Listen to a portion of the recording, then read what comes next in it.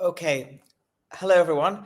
My name is Professor Shamira Perera. I'm from Singapore National Eye Centre, and I'd like to welcome you warmly to the Asia Pacific Glaucoma Society's Young Glaucoma Experts Program. The APGS endeavours to foster an environment where our junior colleagues can benefit from the expertise and experience of the professors invited to participate as mentors. This is meant to help you to develop and assist with your clinical research and practice. Before we get started, I'd like to go over a few items.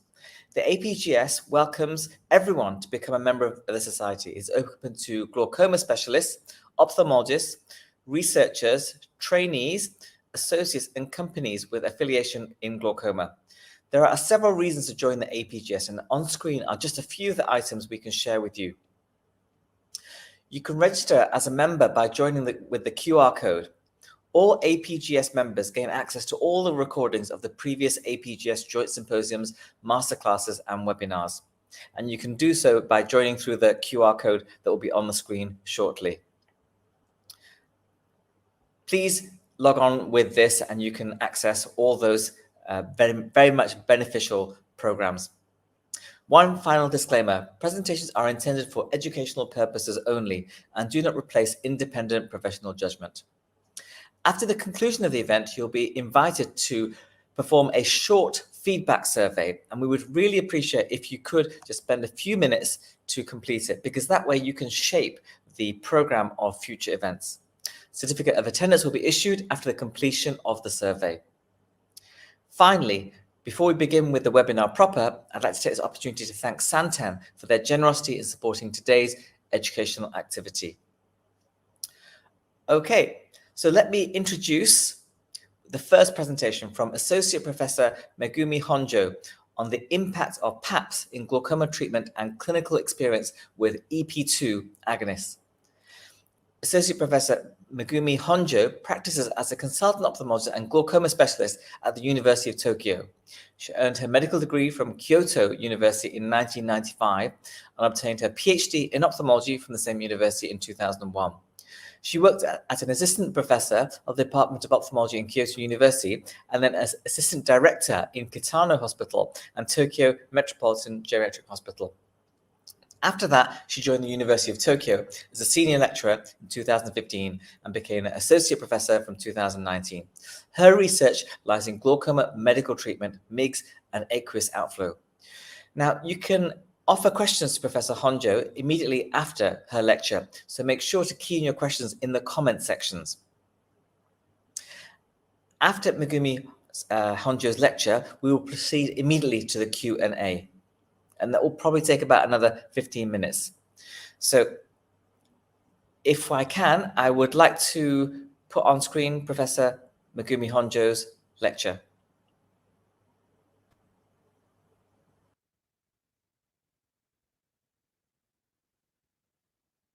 Today, I'd like to talk about impact of PAPS in glaucoma treatment and clinical experience with AP2 agonist. This is a disclosure. Let me introduce myself a little bit. I work at Tokyo University as a surgeon, clinician, as well as doing a research about aqueous humor dynamics and glaucoma medicine, especially targeting on glaucomatous pathogenesis. In our previous research, we reported the IOP lowering effect of LOX inhibitor, which lowers IOP through trabecular outflow, and that resulted in the first clinically available topical LOX inhibitor, Dipasudil, from Japan in 2014. Since then, several LOX inhibitors are developed and now clinically available in Japan and overseas. Here is the outline of my presentation today. First, I'll start by giving a brief overview about the mechanism of regulation of IOP and two aqueous outflow pathways. IOP is regulated by complex homeostatic process. The aqueous humor is discharged through either the trabecular pathway or unconventional pathway via the uveal square root. Increased outflow resistance in the conventional trabecular pathway results in IOP elevation. FP receptor agonist lowers IOP by increasing uveoscleral outflow. Recently, a selective EP2 receptor agonist, OMDI, has been developed as a first-line drug for glaucoma. OMD is a derivative of OMDI. Conventional FP receptor agonist stimulates the FP receptor, but OMDI selectively stimulates the EP2 receptor to lower IOP. From the studies in monkey eyes, it has been reported that OMDI increases uveoscleral pathway and the trabecular pathway with no influence on aqueous humor production. Considering or comparing the mechanism of LOX inhibitors, which also enhance trabecular pathway, the ECM accumulation in trabecular meshwork and IOP elevation was reversible by LOX inhibitor. We showed another supporting clinical evidence for the involvement of LOX inhibitor in the modulation of ECM synthesis.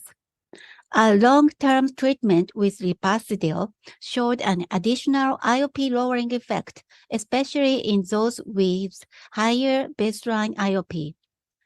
This suggests the possibility of modulation and remodeling of ECM in the trabecular meshwork. As well as LOX inhibitor, EP2 agonist increase trabecular pathway. According from the basic research results, another EP2 agonist, butaprost, caused structural changes not only in ciliary muscle, but also in trabecular meshwork, and decrease of ECM was observed.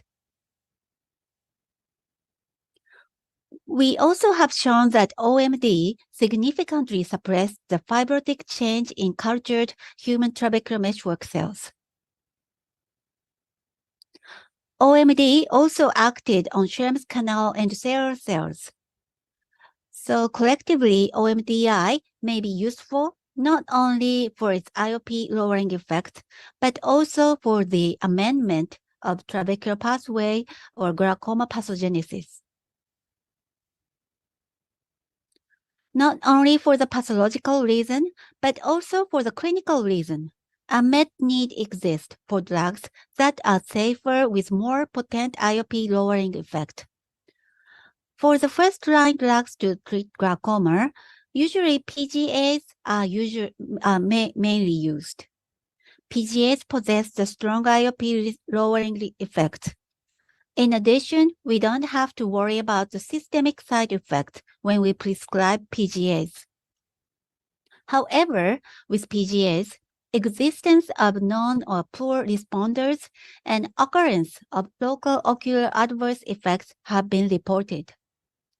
Local ocular adverse effects may lead to decreased adherence and decreased QoL.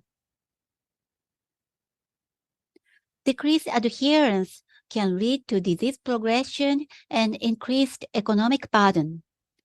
It is estimated that less than a third of patients remained on their initial therapy after 12 months. One of the factors that impact treatment adherence is actual or perceived side effects to medications. The characteristic periocular ADRs associated with PGAs, including pigmentation of eyelids, eyelash abnormalities, and deepening of upper eyelid sulcus, called DEWS. Especially in Asian populations, DEWS has become one of the severe ADRs. These ADRs around the eyelids are called prostaglandin-associated periorbitopathy, PAP. These ADRs are known to show via stimulation of FP receptor. Therefore, unmet need exists for drug option with different mechanisms with safer property concerning PAP. Next, I would like to move on to the topic about PAP. As shown in this slide, PAP has been suggested to interfere with treatment adherence and also present difficulty during surgery or ocular examination. PAP is common among PGA users, but the severity differs depending on which PGA the patient uses. It is reported that PAP is more frequent and severe in bimatoprost users. This is a report on Japanese patient with POAG. Latanoprost was switched to bimatoprost. Then after 1 month, 44% patient showed PAP progression. After 3 months, 60%. It has been suggested that the most anatomical changes of PAP may be caused by orbital fat atrophy, which can be reversible if you quit the drug. Bimatoprost-treated patients have been shown to have the highest density of adipocyte cells. Besides, PAP may not only be associated with the poor adherence, but also may result in difficulties in IOP measurement. In eyes with reduced or sunken eyes, lifting a tight lid without applying pressure to the globe is really difficult. So it causes the difficulty in performing Goldmann applanation tonometry, GAT. In such cases, we have to use eye care tonometer. This is a proposed classification of the severity of PAP. Of the study patient, the PAP grade was significantly higher associated with travoprost and bimatoprost than latanoprost or tafloprost.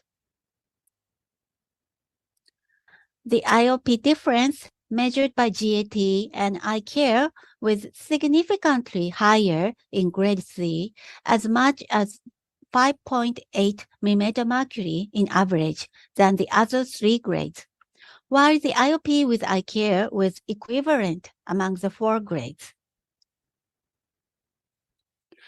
PAP can be a problem when we perform glaucoma or cataract surgery. In eyes with severe PAP, we sometimes experience difficulties to open eyelid or manipulation of the eye during the surgery. In addition, PAP may interfere the bleb survival when we perform trabeculectomy, TRAB. I'd like to introduce a study from Japan about the relationship between PAP and the success rate of TRAB. After 1 year of follow-up, the bleb survival and success rate was significantly worse in grade 3 group. In eyes with tight orbit, the bleb could be suppressed, and indeed, I also have the same clinical impression that I have to do more needling post-operatively to maintain the bleb in eyes with severe PAP. The PAP are known to show via stimulation of FP receptor, so OMDI doesn't show these ADRs because of the different mechanisms.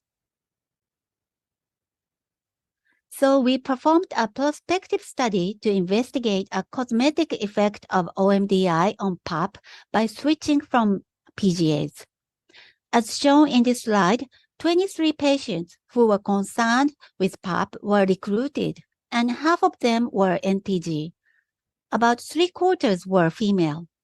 I also would like to show the switching IOP results among patients with lower IOP.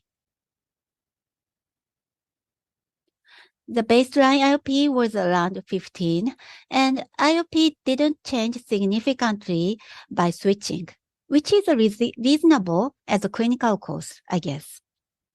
We observed the improvement of PAP in 12 eyes among 21 eyes, around 60% at 1 month, and in 16 eyes, around 70% at 3 months. The slide shows a representative case. The timing of recovery is dependent on each patient, but you can expect it if you wait for 3 months at least. Here, I'd like to introduce one report of the nationwide Analysis of Glaucoma Medication Prescription in Fiscal Year of 2019 in Japan. FP agonist, alpha-2, and CAI were the major choice in very old age classes, but beta plus CAI, and LOC were the major choice of medications in the very young age classes. Interestingly, the prescription dose peaked at the 75 to 79 years age class in most drugs, while the peak was seen at relatively younger age class for EP2 agonist, OMDI. I think this is a reasonable result of choice of medication, as we want to and should avoid the severe PAP in younger generations with phakic eyes if possible.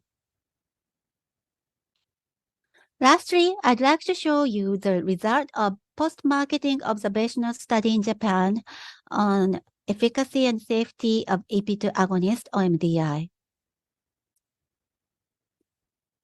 This is the result of PMS data of OMDI ABERIS, which was conducted to evaluate one-year safety and efficacy in real-world settings.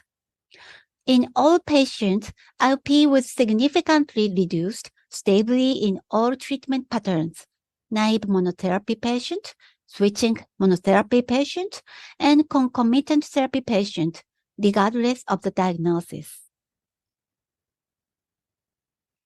As for the incidence of ADR in daily clinical settings, it didn't exceed that in clinical trial, and no severe ADR was seen.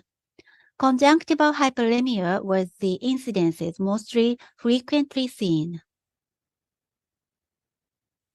I also would like to mention that high treatment persistence with use of OMDI. In Japan, it is reported that average treatment persistence is about 60% for other PGAs.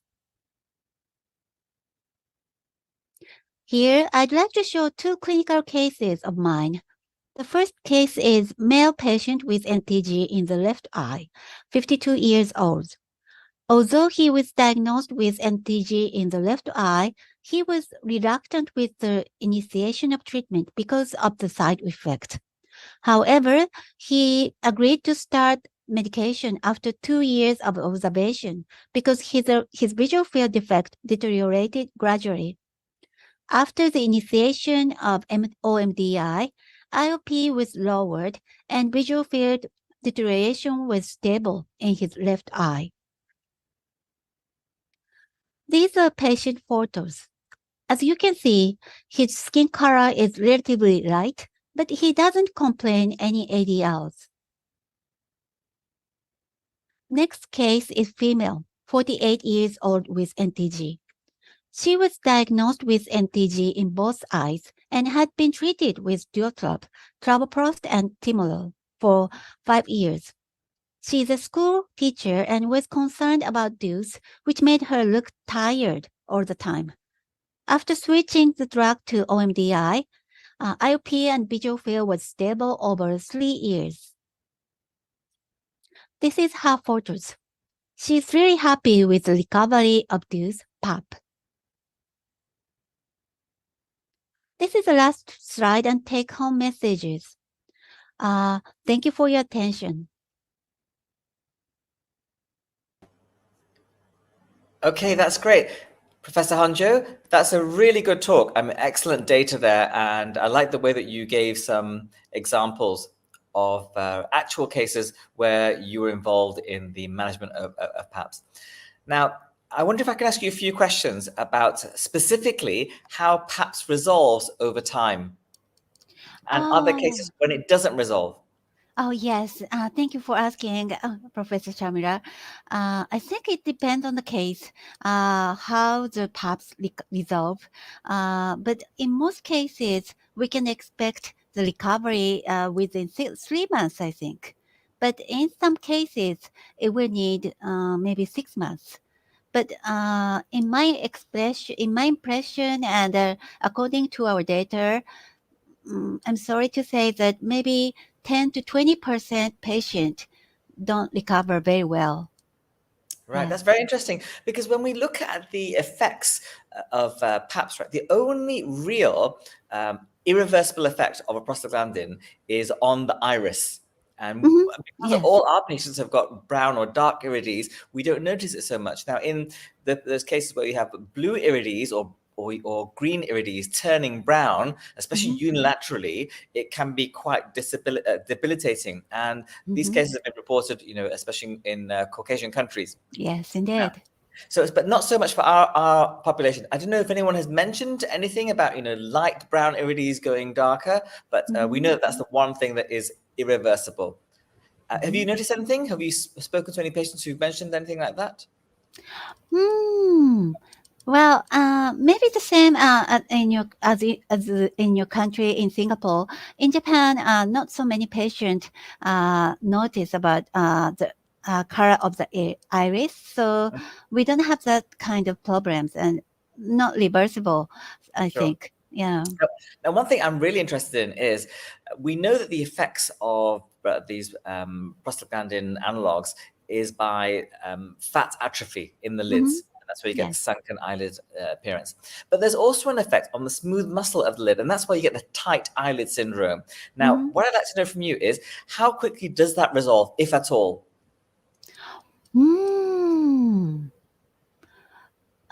Maybe you also have the cases with ptosis, the eyelid.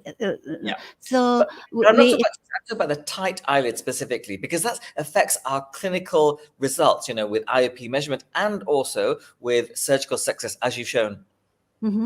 And well, and also the recently in our country, only in our country, maybe some researchers reported that the tight lid can cause the progression of the disease itself.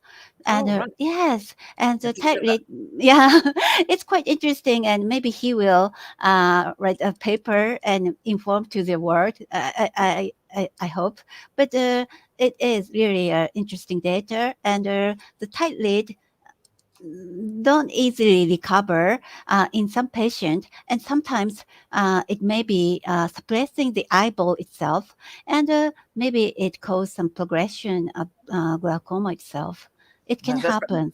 Yeah, it's very interesting. And so I've seen those cases like you have as well, which it's so tight that it's hard to even put in the Goldman appellation tonometer to measure the pressure. Indeed. So we were quite lucky here in Singapore, and we used the eye care. We found that works very well in those patients. And yes, of course, yes. I wonder if you have the same thing or you have any other tips? In Japan, we also use eye care, but of course, we can use eye care, but but we still use GAT because we believe it's reliable compared to eye care. We don't use eye care in all cases. I just mean What do you usually? Yeah, of course, yes. In the severe case with PAP, we have to follow the IOP with eye care, I think. But do you usually use eye care in all cases, Professor? No, we use GAT almost always exclusively, but just in those cases of PAPS, we will do an additional eye care. And what we found is that the IOP by GAT and the tight lid can be overestimated by as much as 10 millimeters of mercury, and that's reported in trials as well. Yes, indeed. Yes, quite true. So yes, of course, we have to do the additional eye care, and also it's also hard to immediately after if you perform for example, trap in such cases immediately after the surgery, it also sometimes difficult to measure the IOP very correctly. So yes, then after the surgery, when the time passes, the tight lid gradually recover. Then you can measure the IOP with GAT correctly, I think. Yeah, that's excellent. Now, moving on to surgery, you showed a great paper there, and that's one of my favorites actually, but showing how the incidence of DEWs has a detrimental effect on our surgery. And we're all surgeons. We're very much affected by our surgical results. And this finding was quite an important one. It blew my mind actually when I first saw that the results of my surgery could be affected by DEWs. Now, intraoperatively, did you do anything different in those eyes with DEWs, now knowing about its potential detrimental effects? Oh, yes. In such cases, if you cannot quit for example, BMAT plus preoperatively, in some cases, we wait for a while just stop or change BMAT plus to the other PGAs and wait for the PAPS to recover when you want to perform PAP trap in such cases. But in cases which you cannot wait, I'm always trying to perform PAP the area less suppressed by the eyelid. I'm not quite, yes. For example, you choose the upper temporal area where maybe the lid suppression is less. Sure. Yes. I mean, I'll explain some of my tips. So I will purposely try to get as much exposure as I can to it, so I can see that area. Sometimes it's very hard even to get good exposure to do the trab. And I will really try and pull the eye down with a corneal traction suture as much as possible, get as much exposure as I can. I'll sometimes give phenylephrine to blanch the vessels so that it won't bleed as much, because obviously they're engorged. You know, they've been on bimatoprost or some other prostaglandin, and there is a lot of redness around that area. And I may even go as far as tying the sutures particularly loosely so that I'll get more flow, and the effects of the PAP and the DEWs, such as the tight eyelid pressuring the flap closed, the chronic inflammation from the lid as well. And you've all seen the blepharitis and the red lids. Yes. That can be a causative agent to this. I think those are some of the things that I've shown to be quite useful in negating some of the effects of PAPS. Yes, it's excellent. Yes, I think I should do that. And also, I do more needlings after the surgery. I mean, of course, I suture. The number of the suture is less in such cases because I want more flow. But I've never done the loosening of the suture, so I will try that. Yes. Okay. Now, the other thing that I was going to suggest, which I haven't actually done yet, is performing a lateral tarsorrhaphy to really loosen up the lid. Yes, you can do that. Yes. Have you done that before? Yes. I've done that in some cases, but not so often. How often do you do that? So I've not done it yet, but I've heard of other people Really? going as far Yes. as. I've done that in several cases. Yes. Okay. That was effective, I think, but not in all cases. No.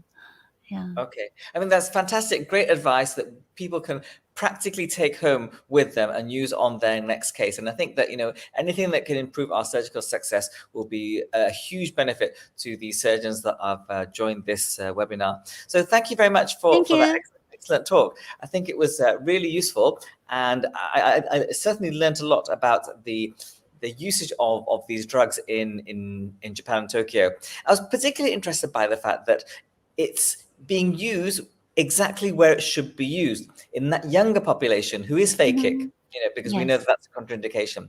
Now, what's interesting to me is that, did you see the FDA data on Ibelis?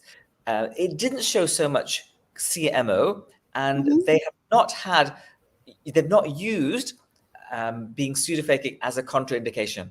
Whereas in Singapore and in Japan, it's a contraindication to its use. I think it's a shame that we cannot use the drug for pseudophakic eyes because other PGAs can also cause CMEs anytime. We've done basic research about the mechanism of CME or leakage from the vessels in retina caused by PGAs or EP2. Isn't it just inflammation? Isn't it just inflammation that causes that? Yes, and the cause of the leakage from the vessel was almost the same. The mechanism was same, so Mm. you can CME is not the only ADR for EP2, but we have to always be careful about PGAs Yeah. at the same time. Yes. Yeah, that's fantastic. Now, it's great to have all these speakers from different parts of the Asia Pacific region Yes. because Thank you. it reflects their different management depending on their Yes, indeed. system and their own pertaining views and their own population. Now, Yes. I wanted to ask you a particular question, being from Japan and your healthcare system. If you have a patient who has got significant PAPS where you need to stop the prostaglandin, what do you do next? There are several choices. You can change the type of prostaglandin to another one. You can change it to Ibelis, EP2 agonist instead. You can change class completely to any of the carbonic anhydrase inhibitors, etc. Or you can Yeah. perform SLT or even go as far as surgery. Now, what's your most common choice? Well, it depends on the clinician, but I think the most popular choice is to change to EP2 or change the class of PGA, which may cause less PAPs, like latanoprost or tafloprost, compared to travoprost or bimatoprost. Yeah. I totally agree. I mean, I think it's very obvious in our population as well that bimatoprost is the worst culprit for No.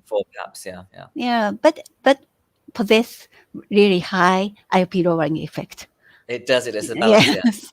Now, the thing is that the two that you mentioned, even Xalatan, latanoprost, and tafanoprost, they still have an incidence of PAPS that is around about 10% or maybe even greater in latanoprost's case. There was a drug called uniprostrone, which has been taken off the market, that also had a low rate of PAPS. Did you ever get to use that one? I'm not sure.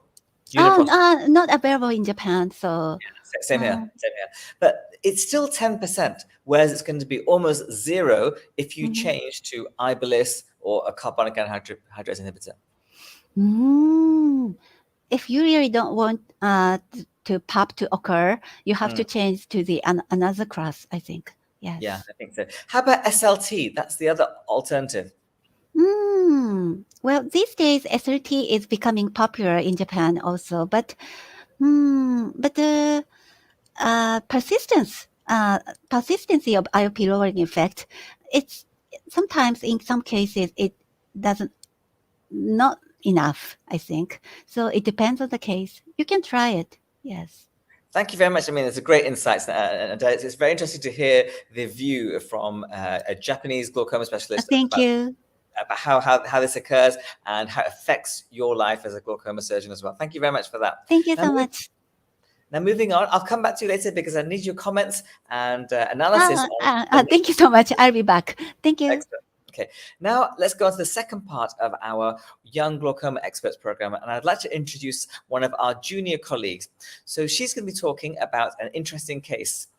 Our first case presentation will be from Dr. Mai Lan Ai, who earned her medical degree from Hanoi Medical University in 2017. She completed her master's in glaucoma and ophthalmology residency program from the same university. She's now affiliated with Vietnam National Eye Hospital and has been working at its on-demand department for the last 3 years. Now, let me introduce Dr. Mai Lan An's live presentation. We would like to see that on the screen, if possible. Thank you very much. I'm Dr. Lan Anh from Vietnam. Today, I'm really honored to be here to present a clinical case about the effects of PAPS on IOP measurement and its implication for diagnosis and treatment. The patient presented here is a 62-year-old female. She referred to our unit for glaucoma management. She has been diagnosed with POAZ in both eyes in 2019. Treatment was initiated with 2 types of anti-glaucoma eye drops, and then in 2021, she was added brimonidine in both eyes when she presented to a local area clinic because of uncontrolled IOP. She reported side effects of the eye drop like burning and itching eyes when using brimonidine. It made her not take this eye drop regularly. She has no previous intraocular surgery and history of any systemic disease. Initial examination upon presentation were as follows. Best corrected visual acuity was 20/100 in the right eye and 20/70 in the left eye. IOP was 10 in both eyes. Examination of the periocular has shown some PAPS size. It is hyperpigmentation of the periorbital skin, excessive eyelash growth, deepening of the upper eyelid shrinkage, and orbital fat atrophy. And I find it difficult to measure her IOP when I try to elevate the upper eyelid in the process. It may result in a falsely high IOP if I use higher pressure. The anterior segment exam was normal. Gonioscopy revealed open angles bilaterally. Funded examination revealed severe cupping of both optic nerves with a vertical cup-to-disc ratio of 0.9 in right eye and 0.7 in left eye. The OCT are consistent with her visual fields and show no progression of visual fields loss. There are some conflicts in this case. Although this patient had poor medication adherence with brimonidine, her IOP was achieved the target, and I had not documented progression in her visual field. Combination with the previous findings about PAPS size, the difficulty of the IOP measurement process, I thought brimonidine was unnecessary for this patient. So I decided to prescribe Genfort on time per day and took the time to educate patients about her chronic disease and assess her views on treatment. The result was that the IOP was controlled and no progression in her optic disc and visual field. Thank you for listening.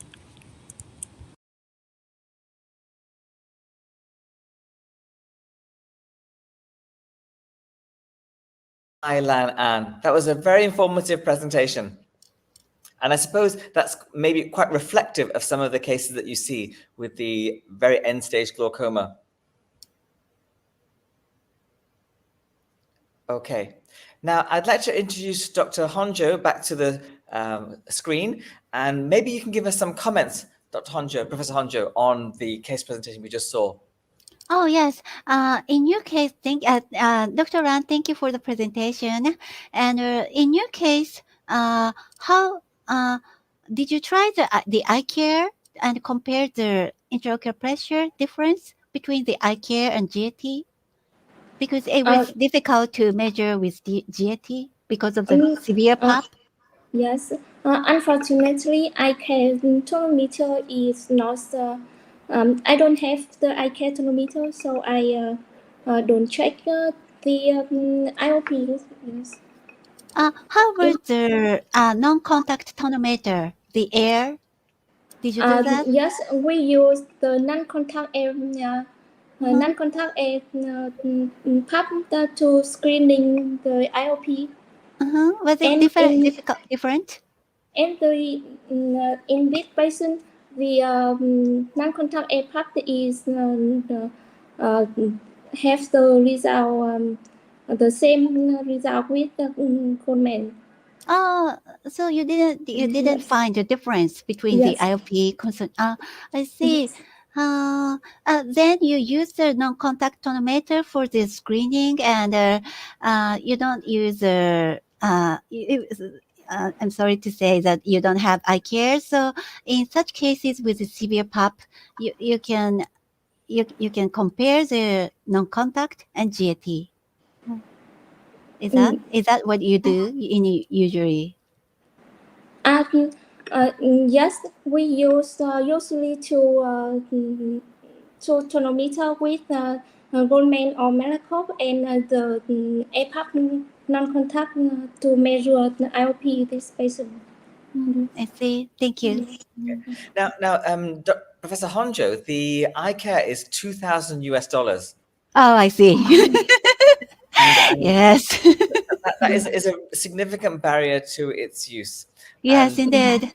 Mhm. And I just wanted to say to Dr. Lan, have you had a look at the Sewer? There's a Sewer. It's a Chinese brand, and they make a similar non-contact tonometer, a rebound tonometer, which looks fairly similar to the eye care, but it's half the price.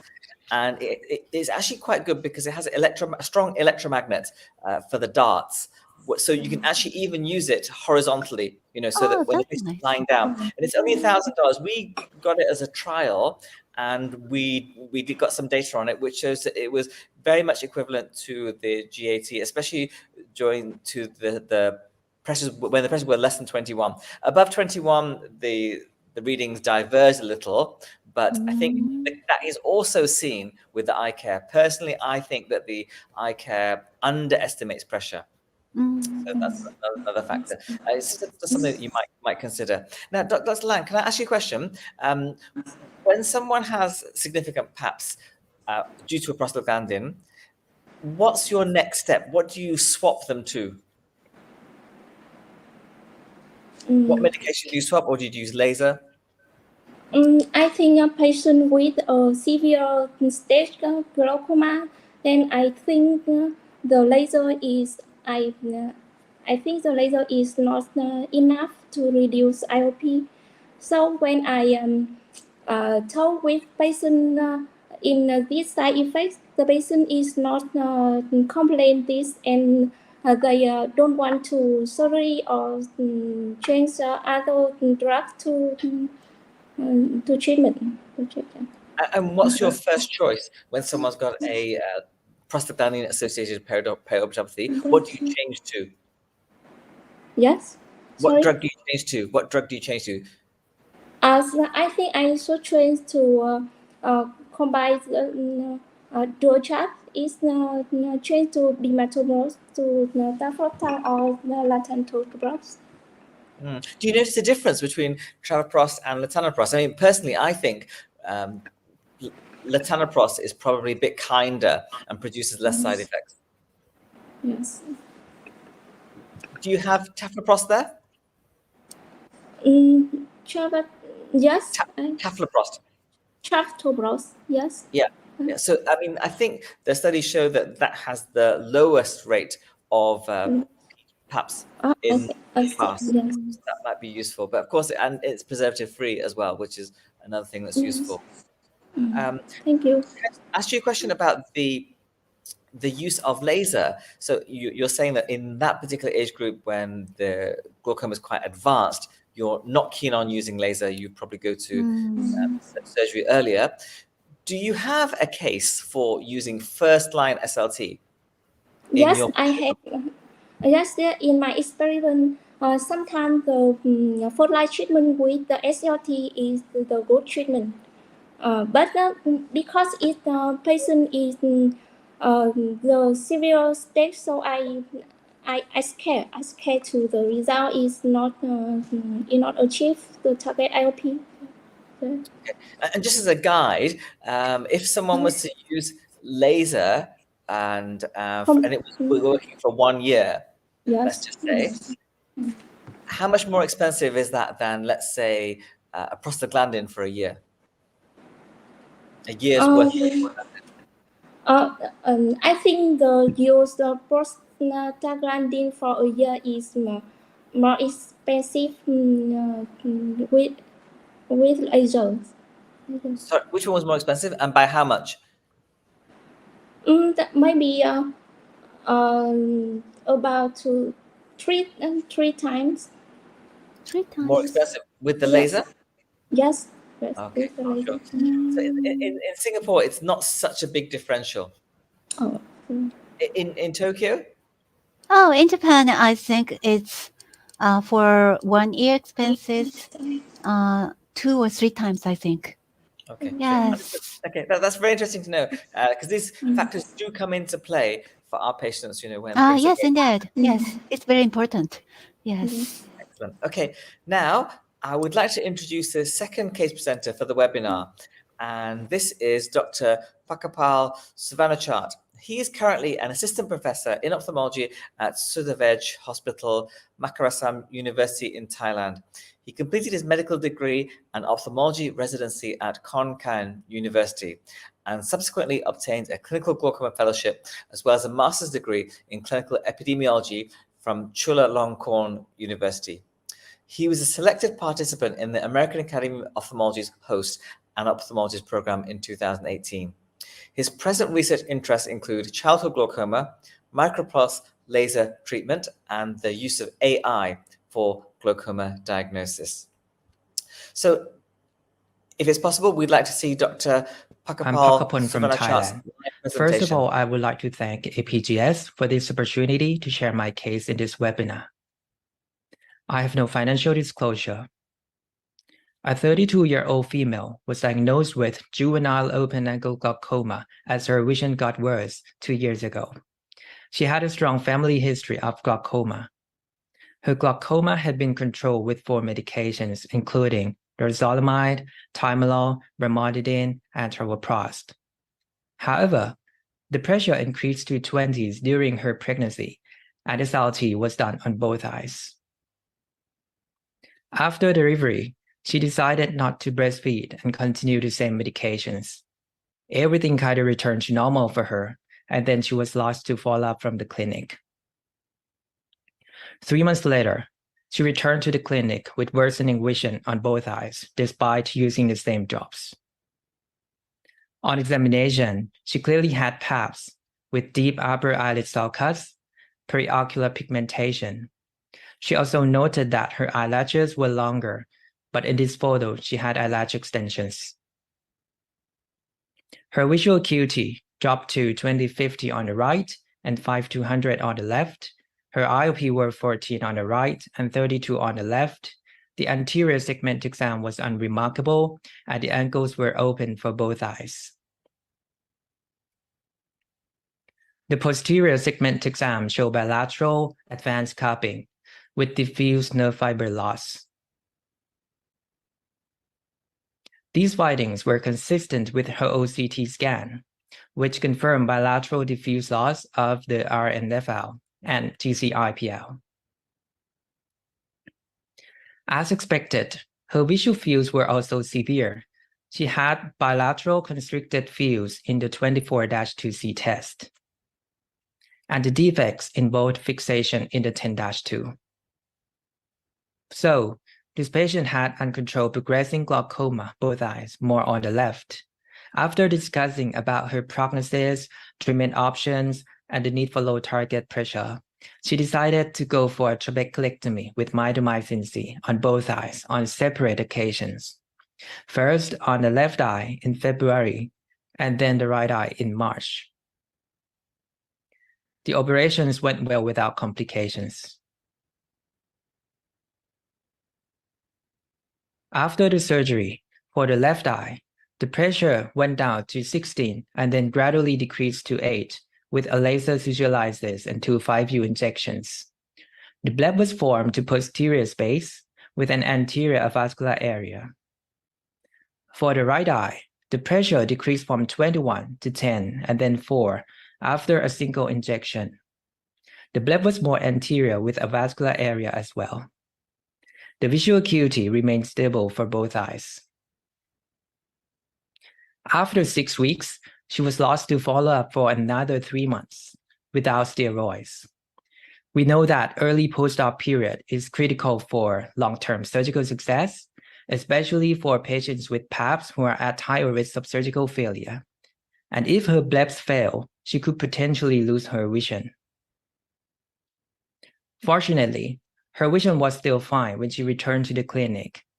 At her latest visit in September, her right eye's visual acuity remained stable, but her left eye's visual acuity improved to 20/100. The bleb was functioning with no signs of leakage.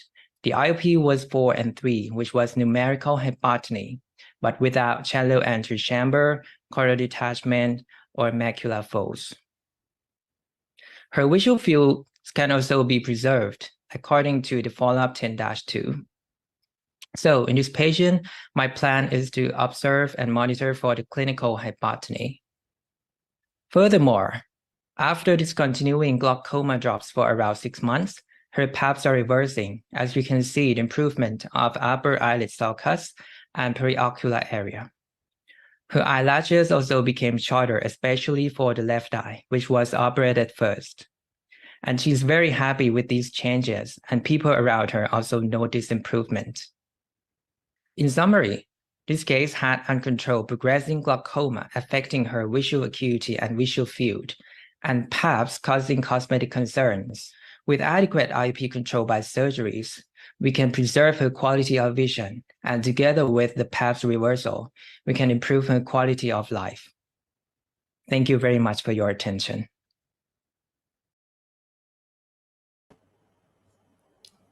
That's a fantastic presentation, Dr. Pukkapol. And I think that it really outlines the effects that PAPS have on our population. And I don't know about you, but I actually thought the eyelashes looked very luscious and thick when she was on the prostaglandin. It looked quite good. But nevertheless, she was happier with the appearance afterwards. Now, yeah. I'll just ask Professor Honjo about her opinions about that particular case. Dr. Pukkapol, congratulations on the excellent surgical outcome, and the case was really went very well and excellent, I think, despite for the loss of the follow-up for a couple of months after the surgery. Was it because she was her adherence or compliance was poor, or was she busy, or why she didn't come to the clinic? I wasn't sure about her reason. She just skipped the appointment because she said she was busy. She had to some maybe like with her children. Of course, yes. So I think all the more it was good for her and good for you. It was an excellent job of you, because she must be busy from now, and she may skip the eye drops or visit. So the IOP is well controlled with your trap surgery, so she will be okay from now. So I think the course is really good. Yes, indeed. Yes. I agree. Thank you very much for that excellent case presentation, Dr. Pukkapol. Now, moving on, let me go to the third and final case for today. And we have a Dr. Ch'ng Tun Wang, who is currently an ophthalmologist and glaucoma surgeon at Pantai Hospital, Ipoh, Malaysia. He graduated in medicine and completed his Master's of Medicine in Ophthalmology from the University of Science, Malaysia. He went to do his glaucoma fellowship in Switzerland, and after this, he received a certificate of completion of fellowship training in glaucoma from the Ministry of Health, Malaysia. He's a recipient of the Asia Pacific Academy of Ophthalmology International Fellowship Program at the Osaka University Hospital, Japan, and his special interests are ophthalmic photography, complex cataract, and glaucoma surgery. He is involved in ophthalmology-related research and the editorial team of the Malaysian Journal of Ophthalmology. So, if I can have Dr. Ch'ng Tun Wang's live presentation on next, please. Hi, thanks, Professor Shamira, for the kind introduction. I'm Ch'ng from Pantai Hospital, Ipoh. So for the case today study, my case is on impact of PAPS on treatment adherence, compliance, as well as patients' quality of life. Next. So I have a 70-year-old lady, a retired accounting clerk, bilateral primary open-angle glaucoma, refer for second opinion for a suboptimal intraocular pressure control, prolonged post-op inflammation, which she had some cataract surgery done about 3 months ago on the left eye. However, there's a persistence of anterior chamber cells of 1+. Next. So what patient complained to me is that the first thing is obviously he said that he had this raised eye, red eye persistently on one of the eye. And people around him is noticed that the eye getting sunken day by day. Yeah, and then he's also feel very uncomfortable, symptoms of dry eyes and foreign body sensation. Actually, she had not really liked to put the eye drops, but you will get blind, let's say, without medication. Next, please. So on examination of the eye, you can see prominently there's a deepening of the upper eyelid sulcus, upper eyelid ptosis, paraorbital fat atrophy, mild inophthalmos, lengthening of eyelashes on her eyes. Then, if you can see from this fluorescent stain, prominently has these dry eyes. Her vision is 615, 615, deep AC, pseudophakic. Left eye 624, 618, deep as well as pseudophakic for her left as well. Next, please. So in terms of, because of the eyelid is tight, so we just check with the intraocular pressure. There's some difference on it. If you're using Goldman tonometry, we get about 18 millimeter mercury. However, if you're using eye care, we'll get about 10 millimeter mercury. This is probably because of the pressure during opening up our eyelid and to fix the tonal head into the cornea to measure the IOP. Next. So Cutless ratio of right side is about 0.8 and left eye is about 0.9, myopic fundus as well. Next. So this is the visual fields. It looks like the left visual field is more advanced compared to the right side. Next. So she actually on this bimatopros and timolol combination medication, brinzolamide brimonidine medication as well.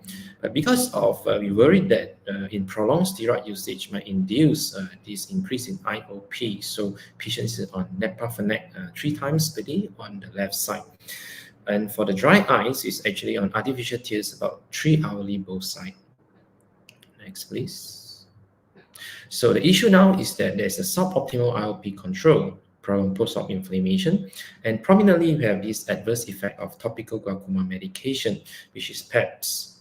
The treatment plan is to start the prostaglandin analogs, which is the bimatopros, and we continue with timolol as well as a combination of brinzolamide and brimonidine. Next, please. So in progress, the AC cell subsides after about 2 weeks. The vision improved to about 6.9 on the right and 6.21, 6.12 on the left. However, the PAPS remain. Next, please. So in summary, the impact of PAPS on adherence and compliance for this patient. So in terms of adherence, we notice that patient having this red eye, dryness, especially dry and low humidity environment, working in aircon condition, on multiple types of artificial tears she has to try. And there's a false reading of intraocular pressure. This subject to patient and add-on medication for multiple eye drops. This actually produce a vicious cycles of the side effect, and the surgery also subject the patient to the surgery. In terms of quality of life, patient feel like the self-esteem is a bit of low, and is in terms of cosmetic consideration, especially for ladies, as well as sunken eyes always commented by her friend. So I think this is the last subject of me. So next, please. So thank you very much. Thank you, Dr. Ch'ng. Excellent presentation there, and I thought that was a very representative case of quite a lot of the cases that we see in our region. Now, I just want to ask a few questions. Have you got any longer term follow-up on that patient? I mean, how long after the drop was stopped has have you got follow-up after to see if the PAPS has continued or not? You said it hasn't got better, unfortunately, but maybe it's just too short a follow-up. Yeah, it's true, exactly. Because this patient is just referred to me for all these problems, so I just follow up her for about 3 to 4 months. So we just stop the medications about 1 month plus. Probably she will get some reversible of PAPS side effect. We hope that it happen next. Okay, sure. And what was his most worrying feature? What did he worry about mostly? I think the mostly because she's a lady, she's an accounting clerk and still doing some, even though already retired, she still do some, part-time job. So appearance is very important for her as well. Is it the deep fundus or the ptosis or anything else? Both, because ptosis make him looks different, and this deepening of sulcus make cosmetically not so nice. But deepening of this ptosis cause her sometimes have to elevate the head, as you can see from the photo, the ptosis is actually cover almost partial of the pupil and this vision central of vision axis. Yeah. So he's worried about that as well. Sometimes when she come to visit me and look at her, you have to look a bit of a head tilt kind of feature. Yeah, that's a bad look, isn't it? There's a bad look if you're doing that. So yeah. I was going to ask, we share quite a similar population. We have the Chinese, the Malays, and the Indians. Now, do you have any feelings about which group gets PAPS more? I have a particular feeling about this. I think in terms of probably the Chinese, a bit of smaller eye, especially Chinese ladies. So if you have this PAPS, probably is more prominent. As some of my Malay patients, even though their eyes looks generally a bit big, perhaps there is, but somehow it's not so contracted. And I'm not sure how about in Singapore. You agree what about in Indian population?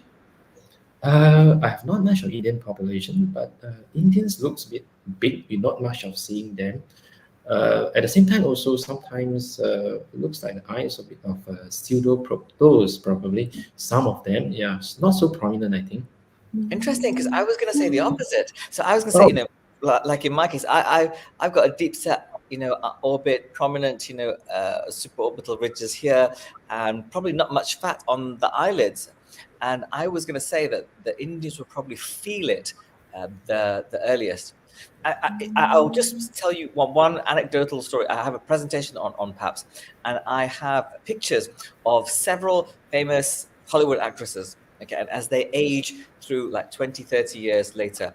And the most obvious sign of aging is the development of the loss of the fat, atrophy around this. So people regard PAPS as, like, they think it's normal aging, but it's not.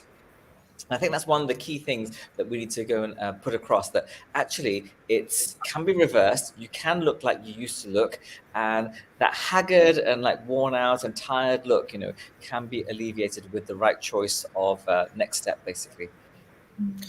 Probably, if let's say in Chinese population, for example, we're not much of this sunken or deep set eye.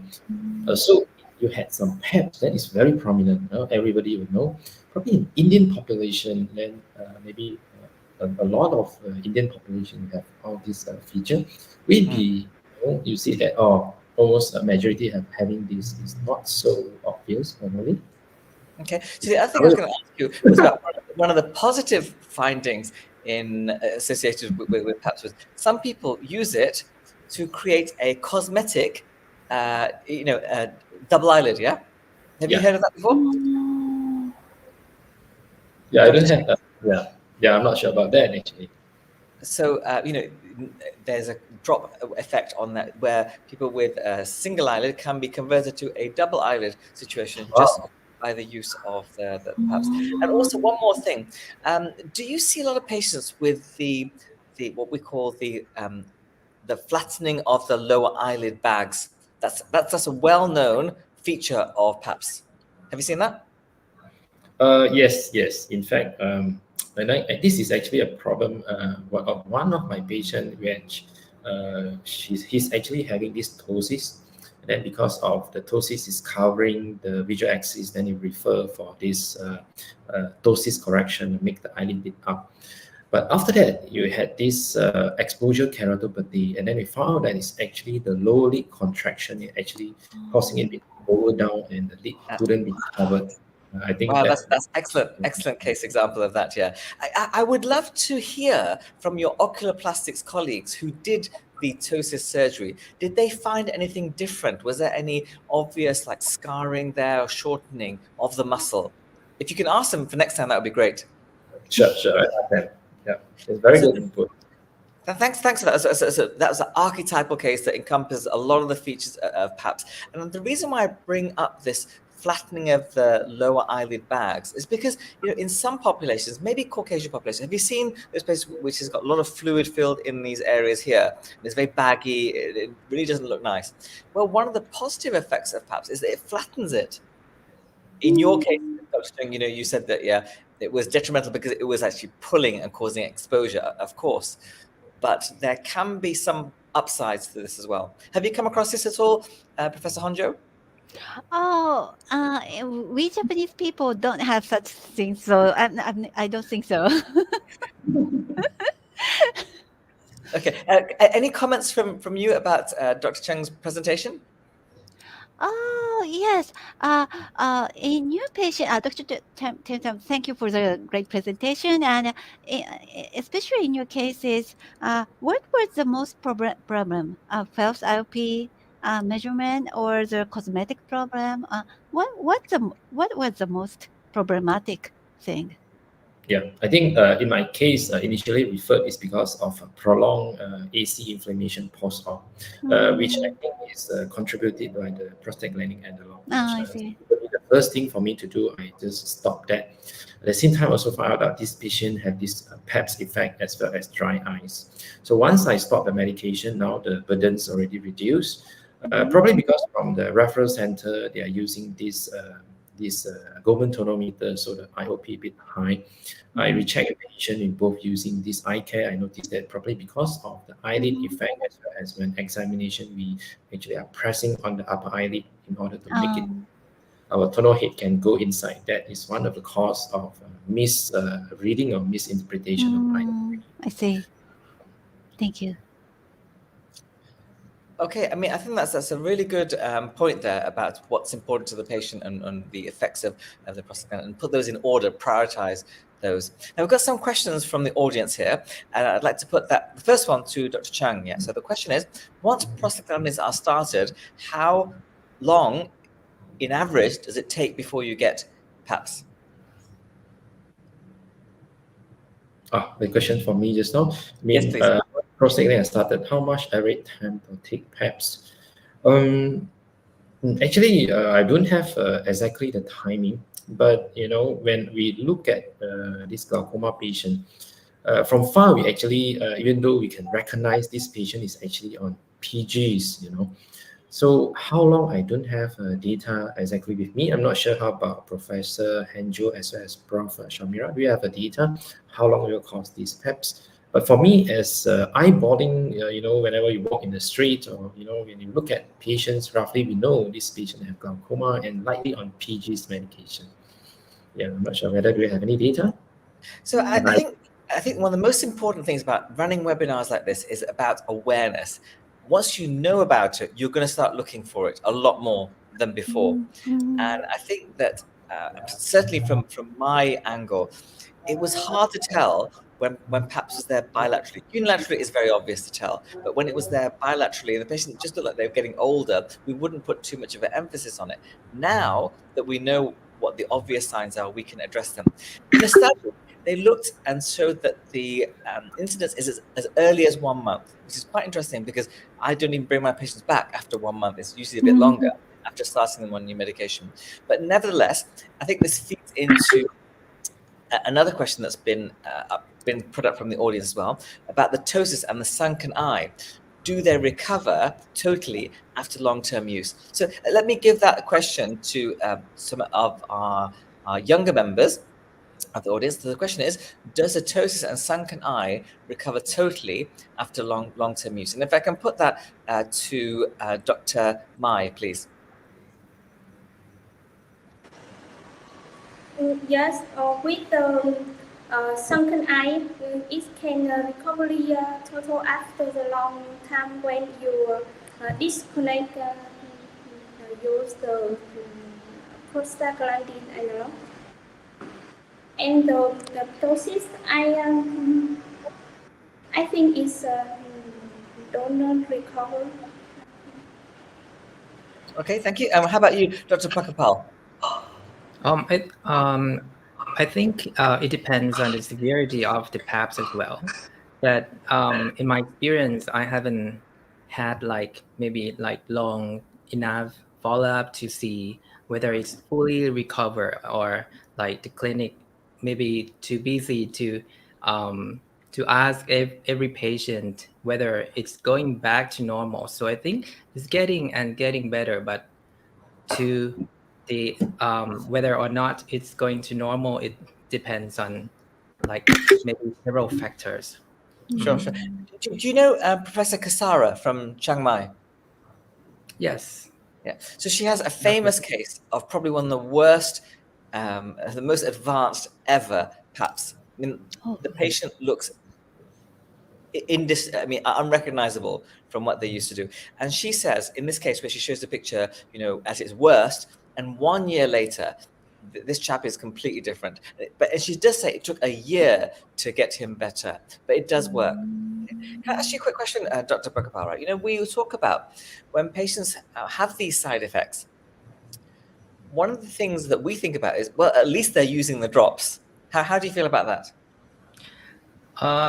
I agree. Normally, when the patient develop PAPS, as you mentioned, that it could start as fast as 1 month after they start to use the PG, but they're supposed to use it for life if possible. So if for me, if the condition of blepharitis or PAPS is not that severe and the patient is asymptomatic, I still keep the patient use the medication, but with some additional treatment to help them, like the lid spa, the possible the artificial tears, and like something to help them relieves the PAPS just for some degree.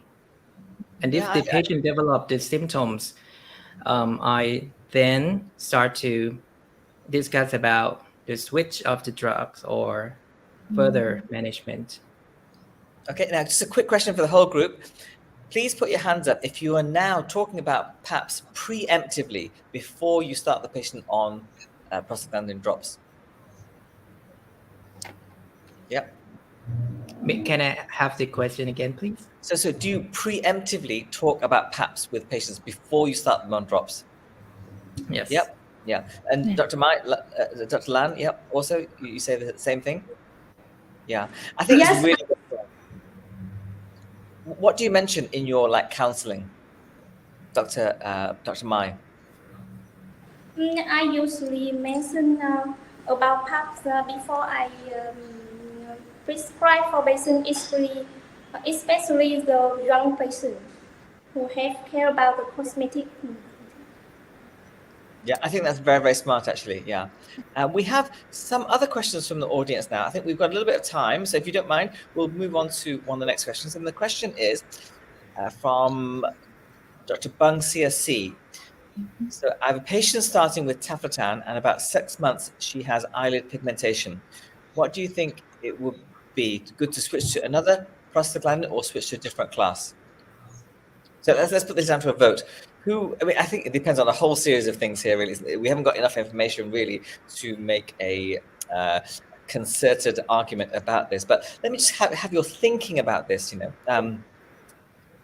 Let me just ask Dr. Mai again, what would be the factors that would be running through your head when you're thinking about changing to either a different class or continuing with a different prostaglandin? I think it depends on the patient. If the patient is not care about the eyelid pigmentation, I think we should continue the taflatan. If the patient she has a cosmetic, I think we should we maybe change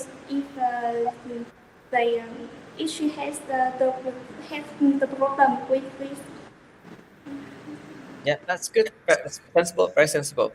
Last question for the whole session. I'm going to put this one to Professor Honjo because I think it's quite a difficult one, but I would like to get your opinion on this one. So this is from Rosalind Zheng, and she asked, if a patient is receiving Ibelis due to intolerance to PAPS but going to receive cataract surgery, what would be the treatment operation, operation or before the operation? When do you stop the Ibelis?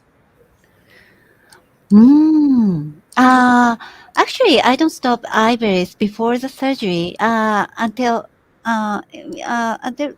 till the day before. I continued the Ibelis, and I never heard of any problems. But after the surgery, we cannot start it. So it's really a problem. So in such cases, I always try to do the mix together when you perform cataract and avoid to restart the other PGAs, or maybe add CAI, carbon inhibitor, or alpha-2, or other class of drugs. Yeah, very sensible. What do you do, Dr. Ch'ng? Similar thing? Do you also use MIGS in these situations? Depends on patients, really, on how many medication actually. Sometimes the awareness of surgery, is some patients are quite resistant to surgery and usually come to the late stage where they have multiple eye drops. Yeah, in that case, then we will consideration of whether put in the mix, and then we need to consider the financial part as well, because the mixed procedure come with a cost. Sometimes it's even more expensive than the cataract surgery. It depends on whether it's come with insurance coverage by the patient or self-paying, whether are they willing to add together with this mix as well. But really, in this situation, you really need to see how many medication are we on. Then definitely this new medication we can't stop. This can't start because it's worried about this macular edema and all those things. Yeah. Yeah, I think that's a good summary of the decision making that occurs, during the cataract surgery program to decide what to use in addition, either a MIGS or TRAB or maybe just even plain therapy in some selected cases. Yeah. So a big thank you to all our attendees today. I mean, I think this has been an excellent, lively discussion about very topical issues. I think it's been quite high level, in the level of questions that we've been given from the audience, and hopefully we've managed to, give them a lot of more awareness about this condition and how it's managed from top-level experts from around the region. So thank you very much for that. And I'd like to invite you all again to join us in November and December for the final 2 webinars of this year. And there'll be some more details on the screen right now. So as mentioned earlier, you will receive a short survey to give your feedback about the event, and your participation will help us improve the future professional development offerings. And we invite you to subscribe to our YouTube channel as well, so you can be updated about future events and our latest content. So that concludes the Asia Pacific Glaucoma Society's Young Glaucoma Experts Program today. I've enjoyed it very much. I hope you have. And have a wonderful day. And you may now disconnect. Thank you very much.